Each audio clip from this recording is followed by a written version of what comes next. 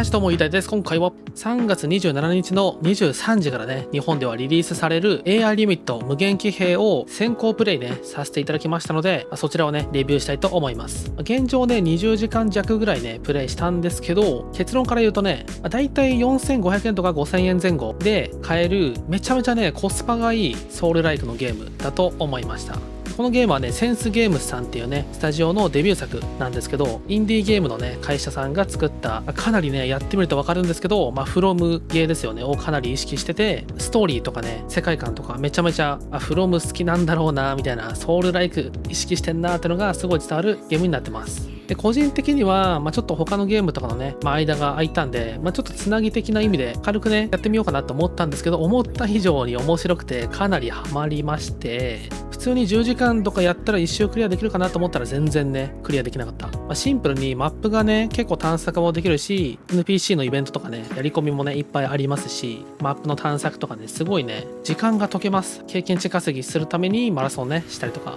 いろいろできちゃって、なかなかね、ストーリーも進まないし、シンプルに敵も結構強いし、だいぶね、やりごたえがあります。という意味でも、ほんとね、これ5000円弱とかで買えるのはね、かなりコスパいいね、ソウルライクかなって思いました。でしっかりね、エンディング分岐もありますし、マルチエンディングですね。2つじゃなくてマルチエンディングがありますし、周回要素もね、あります。2周目以降で手に入る装備とかもね、あるみたいですね。これメーカーさんから聞いたんですけど、何周もね、遊べて、しっかりね、楽しめる作品かと思います。で結構ね、隠しエリアとかもね、あったりしてね、もうだいぶね、探索がいい。メインストーリーとは、違うね、寄り道なんですけど、そっちはそっちでいいね、めちゃめちゃいいアイテムがあったり、むしろそっちは絶対行った方がいいようなアイテムがあったりして、探索もね、かなりできます。ここにこんな道あったんだみたいな発見がね、楽しいんでね、ぜひね、探索がね、好きな方も楽しめるかと思います。他にもね、いろいろあるんですけど、順次ね、紹介していきたいと思います。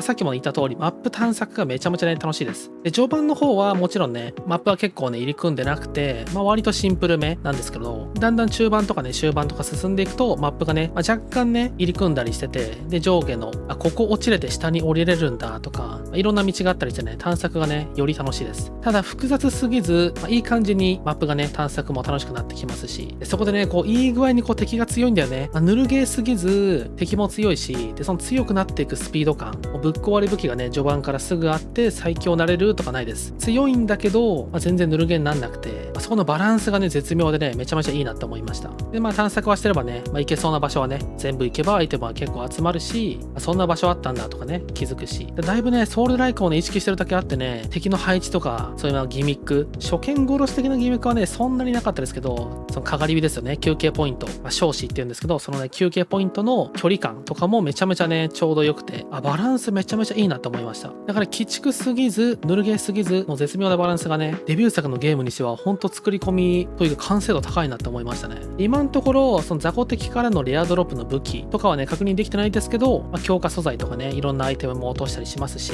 シンプルにやっぱレベル上げしないときついっていうね、場面がちょこちょこあるんで、周回したりとかね、マラソンもね、結構ね、楽しいです。そういう経験値稼ぎとか、いろんなね、要素はね、別動画で紹介していきます。あと見た目がね、すごい可愛い装備がね、いっぱいあって、こういうね、レインコートとか髪型をね、こんな感じでポニテとかね、変えることができます。いろんなね、装備があるんですけど、なかなかね、見せれないものもありますが、メイドだったり、ウサ耳だったり、いろいろね、あります。この辺はね、体験版とかでもあったと思うんですけど、見た目だけの装備じゃなくて、しっかり装備のね、耐久性、防御力とか、属性のね、防御とかも数値がしっかりあるんで、見た目だけで選ぶのはきついけど、そこまで差がないんで、序盤はね、見た目重視でやっていくとかも全然ね、できます。これね、可愛い見た目で、キャラクリはね、ないんですけど、自分のね、キャラの見た目をね、ちょっと変えて遊ぶこともできます。あとはね、ソウルシリーズやってるとね、死んだ時に自分のね、経験値、ソウルをね、その場に落として、次行った時に回収できれば、ノーリスクみたいなところもね、あるんですけど、このゲームはね、そうじゃなくて、もう死んだ時に確定で経験値が減ります。クリスタルっていうんですけど、そのクリスタルがね、確定で減っちゃうんで、減る量もね、昇格っていうね、アイテムでコントロールできたりするんですが、基本的に回収すればノーリスクってのはないんで、そこの緊張感とかもね、あるんで、死なないようにしなきゃっていうのはありますね。あと武器もね、いろんな武器があるんですけど、結構ね、バランス良くて、どの武器も強化すれば全然ね、戦えます。もちろんね、中盤終盤ね、手に入ってくる武器の方が強いんで、後々ね、ゲットできたらそっちに乗り換えるっていう方にしていくんだけど、自分はそんなに乗り換えてない。武器ね、2、3本ぐらいかな、使ってても。素材もそんなないんで乗り換えていくことは厳しいんですけど、序盤からずっとこうね、武器を愛用して、終盤までやっていくってこともできるんで、結構ね、愛着がね、湧いた武器とかあれば使っていくってこともできるんで、そこのバランスはね、すごいいいなと思いました。壊れ武器がね、あんまりないですね。その中でも使いやすくて強い武器ってのもあるんで、それはね、動画で紹介したいんですけど、これはもうぶっ壊れ。これ使っとけば余裕でクリアできるみたいなやつはあんまりね、ないです。逆に自分のね、気に入った武器でいけるんでめっちゃね、いいなと思いました。あと、ロードも結構早いですね。同じエリア内だったら、ロードもね、早くて、ポイントのね、移動がめっちゃ早いんで、マラソンすごいしやすい。経験値稼ぎ、レベル上げとかね、めっちゃしやすいんで、周回がね、かなりしやすいです。ゲーム自体もそんな重くないんでね、かなりね、最適化はね、頑張ってるなと思いました。先行プレイしてる間にも、何ギガとかのアップデがね、2回ぐらい入ってたりして、すごい軽量化とか最適化してくれてるなっていうね、ところがね、見えました。で、このゲームね、一番いいなと思ったのは、この下のね、心拍みたいなこのね、シンクロ率って言うんですけど、今ね、100% ってあって、これね、チュートリアル見てみると、上限は 100%。敵をね、攻撃すれば攻撃するほど、このシンクロ率がね、どんどん上がっていきます。で、100% まで上がっていくと最大。この段階があって、エネルギーレベル1、2ってあって、これに高いほどダメージがね、強化されるとかね、あります。最低限この1以上ないと、戦技ですね、スキル、武器のスキルが発動できないとかね、魔法的なね、スキルが発動できないとかあるんですけど、どんどんね、攻撃すればするほど上がってきます。なので、最低限近接攻撃はしないとダメって感じかな。とりあえずね、スタミナがないんで、まずもう無限にローリングすることはできる。回避はね、無限にすることはできるんだけど、もちろんそれはね、敵も同じなので、もう敵の攻撃もね、結構ね、激しいですね。これスタミナあったら無理やろなっていうような攻撃もガンガンしてきます。その隙をね、しっかりついて戦っていくって感じ。で、戦技をこういう感じで使っていくと、減りますね。今 65% って減りました。で、こうやっていくとどんどんね、この状態で発動はできるんですけど、今度はまたね、威力が減ります。で今 30%、一番下の白い状態だと、モーションは出るんだけど、エフェクトは出ない。めちゃめちゃ弱い状態感じになります。で、これね、切っていけば、どんどんこうやって上がっていく。でちなみに、攻撃をこうやってガッて食らうと減ります。シンクロ率は減るんで、しっかり食らわないように避けていきながら戦っていくってのがすごいね、大事。これがね、すごいユニークでね、面白いですね、このシステム。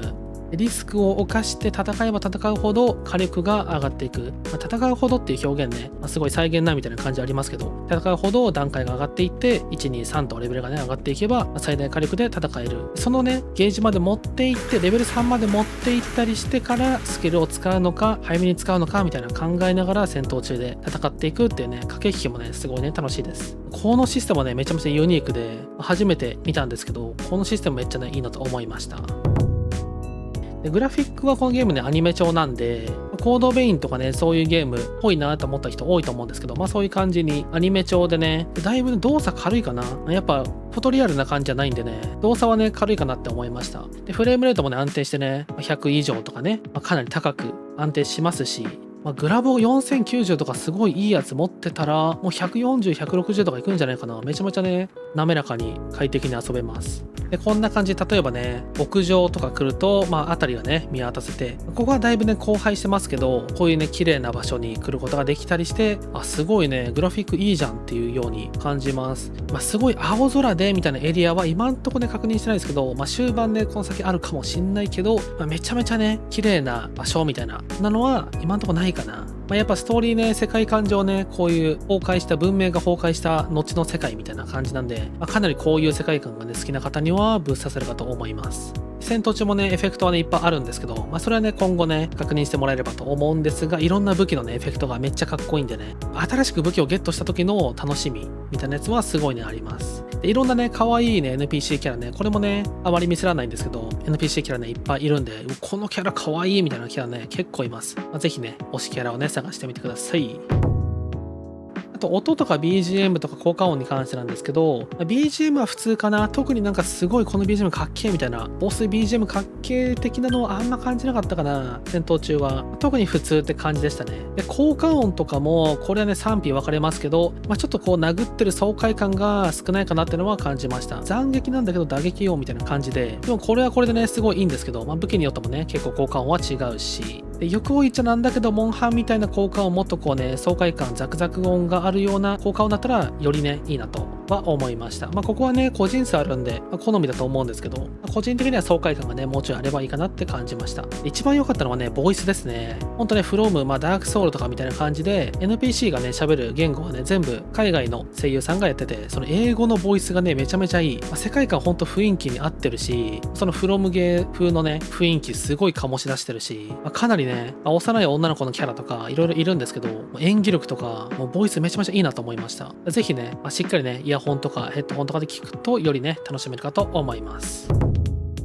で操作性とかアクションに関しても全然ね問題なくできます。普通にフロムゲーやってる、ね、方とかはね全然スッと入ると思いますし、序盤でね学べるんでね、全然問題なくできますし、ちょっとやってればね普通になれます。で武器とかに関しては、強いモーションとかがねあったりして、ひるませ値とかね、敵をひるませるモーション値とかで強い武器とか決まってくるんで、うまくやれればかなり敵をねはめ殺すこともできるし、ボスはねあんまできないですけど、中型の敵とかモブとかだったら全然ねはめ殺しできるとかいう感じで、そういうねアクション性もねかなりね武器ごとにいろいろあって楽しいなと思いました。でパリーとかもあるんですけど、パリーなかなかね難しいんですよ。これ慣れですけど、パリーもねこの下のねシンクロ率消費するんですが、自分はねあんまりできなくて、パリーはせず回避重視、ヒットアンダーウェイを重視してやってました。パリーをねしっかりできる方はめちゃめちゃスタイリッシュに戦えるんで、そういうねプレーもね挑戦するのもいいと思います。でパリーだけじゃなくてガードもねしっかりありますし、本当に人によってねプレイスタイル違うと思うんで、ちゃんとプレイスタイルに合った戦い方ができるようになってるんで、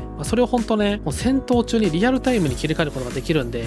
これめちゃめちゃいいなと思いました。もちろんオフゲーなんでね、ただボタンを押してね装備切り替えることもできるし、かなり自由なんですけど、アクションねめちゃめちゃねいいと思います。でキャラクリに関してなんですけど、さっきも言った通りキャラクリはねないですね。はい、キャラクリはなくて、基本的に主人公の顔は、はい、この女の子の顔に固定って感じかな。ただ髪型がね変えることができるんで、個人的に好きなのはこのポニテですね。はい、このポニテめちゃめちゃ可愛いんで、これで固定してやったりもしてます。ただこれね装備によってね右のね防御力があって、炎とか雷とかね属性防御も決まってきます。もちろん敵によっちゃね炎の敵とか雷の敵とかね属性をね使ってくる敵もねいるんですけど、そういう敵に合わせて装備、ボス戦とかはそういう時に合わせて装備を変えるとかした方がいいかなってのもあるけど、普段は見た目重視で全然ねやれるって感じかな。こういうね可愛い装備があったりもするんで、防具は結構手に入ってくるんで、しっかり探索して集めるっていうね収集のねコレクションの楽しさもねあってねすごいいいと思います。インディーゲームのね会社さんなんで、予算的にキャラクリはねきつかったらしいんですけど、ワンチャン今後アップデでなんか来るかもしんない。世界観の設定的に騎兵なんでね、ロボット的な感じなんでキャラクリできないようなことはないと思うんだけど、今後のアップデに期待的なとこはありかなって感じです。でストーリーもちろんネタバレなんで言えませんけど、世界観めっちゃいいですね。探索してメモとかねそういうね書き置きみたいなやつをね拾ったりして、この世界観をちょっとずつね紐解いていくって感じ。なんでこんな世界になっちゃったのかとか、そういうのはキャラクターのセリフもそうですし、文献ですね、そういうの拾ったりして、読んでなるほどねみたいな、こういうことがあったのかみたいなことは見といていくって感じ。自分みたいに探索が甘かったりするとあんまり分からずに終わっちゃうみたいなこともあるかもしれないけど、周回していく過程でだんだん分かってくるとかね、エンディングねしっかり全部見て分かっていくとかいう感じになってると思います。自分全然知らずにやってたんですけど、ストーリーね思ってた以上にめちゃめちゃね深いです。世界観めっちゃ深いし、ストーリー深いし、結構すごい話してるなみたいな、すごいムービーとかしっかりあるって感じじゃないところもフロムゲーですね、ダークソウルとかそういう感じの雰囲気があって、個人的にねすごいいいなと思いました。 NPC のイベントもしっかりあるんで、ちゃんとねやってれば終えるって感じかな。複雑すぎず、それなりにちゃんとね話聞いてやってれば全然ね NPC イベントを終えるんで、フロムゲーほど複雑すぎずっていう感じなので、そこもねいいかなって思いました。でお次ね、フロムゲーやってきた方なら結構気になる要素触れていくんですけど、まずはねステータスの振り直しです。ステータス振り直しはねあります。序盤はね全然ないんですけど、中盤以降進んでいくと、これね能力の再構築っていうのがあって、一旦ね武器とか全部外してやるとこんな感じにスキルをね振り直すことができます。これ無料です。何回でもできます。でこのアイテムをゲットするまでが若干大変で、これね少子新芽かな、新芽かな、これねゲットするとできるんですけど、さらっと紹介するとこちらに黄昏山に行きます。黄昏山枯木の森に行って、て黄昏山の麓のところから行けるんですけど、この辺からね植物園の方に行って中に入っていくとあります。黄昏山はね沈みゆく街のね上層から行けるんですけど、行こうと思えば序盤からでも行けなくはないって感じかな。序盤って言っても本当ね 4,5 時間ぐらいかな、プレイしたらいけるぐらいなんですけど、敵全然強いんでね簡単ではないですが、捨て振り直しはしっかりねあるんで安心してください。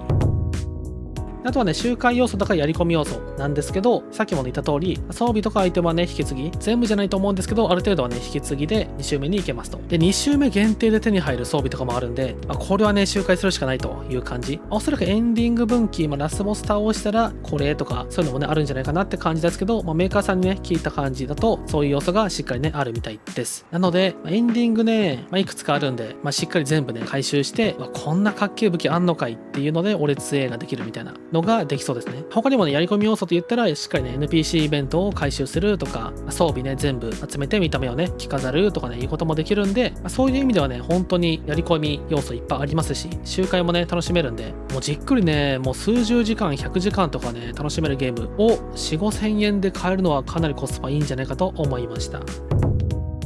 で最後に気になった点ですね。これちょっとアップデート修正してほしいかな。多分来ると思うんだけどっていうような内容をね、紹介していきます。でまずはね、字幕が若干小さいかなっていう感じです。これはね、メーカーさんにだいぶね、伝えてるんで、ワンチャンね、承認されればアップできそうなんですけど、字幕はね、ちょっと小さめなんで、そこの大きさをね、変える設定。あとは欲を言うと、背景ですよね。文字の背景とかあれば、なおよし。from 風でね、音声は英語で、字幕は日本語、しっかりあって、翻訳とかもね、しっかりやってます。はい、めちゃめちゃね、違和感がある変な日本語みたいなところは全然なくて、これね、ローカライズすごいしっかりやってんなーってのをね、感じました。めちゃめちゃね、いいなと思いましたね。結構こういうゲームで、インディーのゲームでローカライズ微妙で、なんか変な日本語じゃんとか、文字がね、中国語になってんじゃんとか、そういうの多いんですけど、全然ね、その少ないですね。ので、世界観にしっかり使うことができます。でそこでやっぱり字幕がね、ちょっと大きくしたりできると、配信とか向けでもあるし、目で文字をね、追ってる時間がね、長いので、なおね、いいかなって思いました。あとはね、レベルアップするときに、このステータスの画面で、はい、このライフとかね、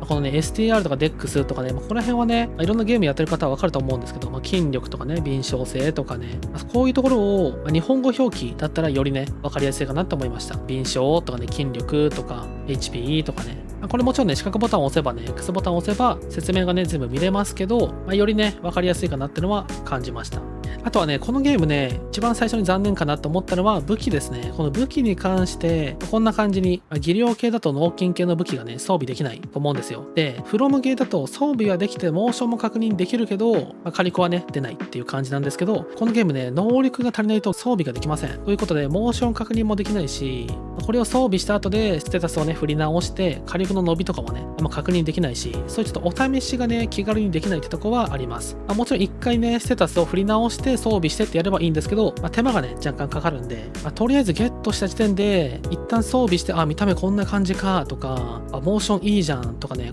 手軽に確認できないのは、若干ね、不便かなと思いました。ここら辺はね、フロムゲーとね、同じような感じにしてくれたら、やっぱね、フロムゲーをね、やってきたプレイヤーからすると、不便かなっていう点はあります。はい、というわけで今回は無限騎兵をね、先行プレイさせていただきまして、結構がっつりね、遊んだんですけど、まだまだ遊べます。もう全然ね、網羅することできませんでした。軽い気持ちでやったんですけど、もっとしっかりやらないとこれ全然無理じゃんっていう感じなんで、今回は、現状のエンディング、ちょい前ぐらいかな、終盤ぐらいまで行きまして、だいぶね、楽しませていただいたんで、この20時間弱のプレイレビューを紹介しました。これね、ほんとね、4500円とか5000円とかで買えるゲームにしてはかなりコスパいいと思います。しっかりゲーム出来上がってるし、でもちろんね、無料で体験版ありますんで、一回それ試してみて、体験版はね、全然まだまだ超序盤で終わっちゃうんですけど、結構このゲームのね、システムとか操作性ね、アクションとかね、触れることができるんで、ぜひね、触ってみてください。今後もね、いろんなね、稼ぎとか、序盤の強い武器とか、いろいろね、動画上げていくんで、よかったら参考にしてもらえたら嬉しいです。ではでは最後までご視聴ありがとうございました。参考になりましたら高評価とよかったらチャンネル登録よろしくお願いいたします。今後はね、無限騎兵の動画とか、配信もね、やっていくんで、よかったら遊びに来てください。ではではお疲れ様でした。バイバイチ。